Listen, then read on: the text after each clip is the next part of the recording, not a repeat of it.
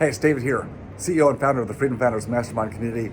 Today on the road, taking a few minutes out while I'm waiting for a plane flight to go back home, speaking this week at a real estate conference for a good friend of mine here in Richmond, Virginia.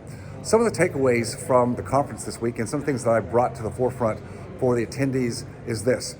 We are in different economic times right now, not just a recession going into a correction and a downturn, but a longer secular pattern that we've had over 40 years of downward interest rates, which has caused an uprise in the values of all asset classes. We're going through a big change right now. I talked about that on blogs in other places.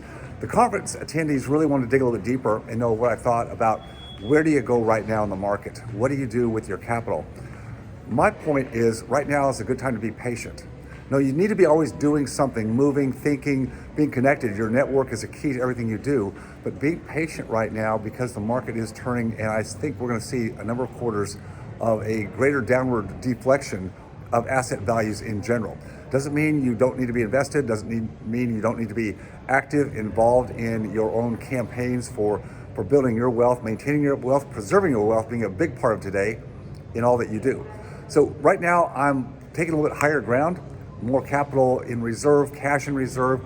Treasuries right now are paying 5.5%. Not bad for just staying on that higher ground and waiting, watching, keeping my ears and eyes on the marketplace. And when I see a good opportunity to jump back in a particular investment, equity perhaps, then I'll jump in. But I think it's early right now for equities. I think right now I'd rather be in the lending part of the capital stack, what we call the financing capital stack.